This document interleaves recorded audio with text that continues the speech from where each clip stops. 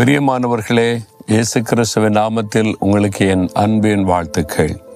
இன்றைக்கு அக்டோபர் 2ஆம் தேதி ஒரு விசேஷமான ஒரு நாள். என்ன விசேஷம்? இந்திய மக்களுக்கு தெரியும், காந்தியடிகள் பிறந்த நாள். அதனால் அரசாங்க விடுமுறை நாள். அதிலும் முக்கியமான ஒரு காரியம் இயேசுடிக்கிறார் ஊழியத்திற்கு உண்டு. இன்றைக்கு தான் 1978 அக்டோபர் 2ஆம் தேதி தான் இந்த ஊழியம் ஒரு சிறு ஜெபக்குழுவாக ஆரம்பிக்கப்பட்டது. ஒரு திண்ணையில் கூடி ஒரு 30-40 பேர் கூடி இயேசுடிக்கிறார் ஜெபக்குழுவாக அர்ப்பணித்து ஜெபித்து ஆரம்பித்த ஒரு நாள். அப்போ ஆண்டவருடைய கிருபையினால் 47 வருடங்களை கடந்து வர கர்த்தர் கிருபை கொடுத்தார். 1974 கர்த்தர் என்னை ஊழியத்திற்கு முகமுகமாக என்னோடு பேசி அழைத்து என்னை ஒப்பு கொடுத்தேன். நான் ஊழியத்திற்கு ஒப்பு கொடுத்த 51 வருடங்கள் கடந்து விட்டது.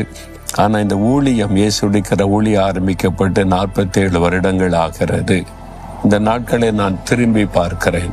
உங்கள் வாழ்க்கையில் கூட உங்களுடைய நாட்களை திரும்பி பாருங்கள். நீங்கள் ரட்சிக்கப்பட்ட நாள் முதல், அல்ல நீங்கள் பிறந்த நாள் முதல், நீங்கள் ஊழியம் ஆரம்பித்த நாள் முதல், பிஸ்னஸ் ஆரம்பிக்கப்பட்ட நாள் முதல், வேலையில் சேர்ந்த நாள் முதல், பின்னால் கொஞ்சம் திரும்பி பாருங்கள். நீங்கள் கடந்து வந்த பாதையை என்ன சொல்ல முடியும் தெரியுமா?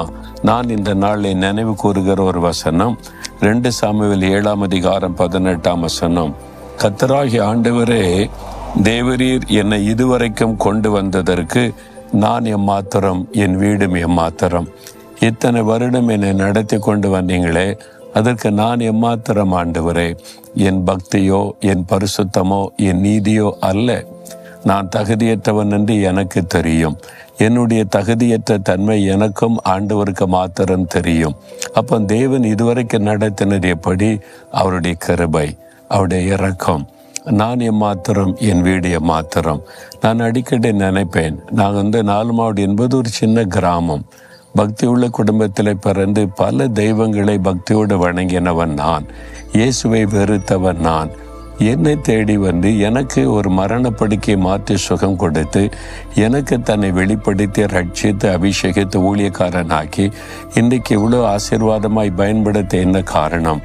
என்கிட்ட அதுக்கு என்ன தகுதி இருக்கிறதுன்னு நினைத்து பார்த்தால் எனக்கு கண்ணீரும் அழுகையும் தான் வரும்.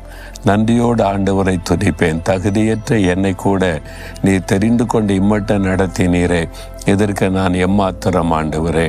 தகுதியில்லாத எனக்கு அவருடைய கண்களிலே கிருபை கிடைத்ததுனால தான் இவ்வளோ ஊழியங்களை செய்ய முடிகிறது. அதை நினைத்து நான் ஆண்டவரை ஸ்தோத்திரம் பண்ணுவேன்.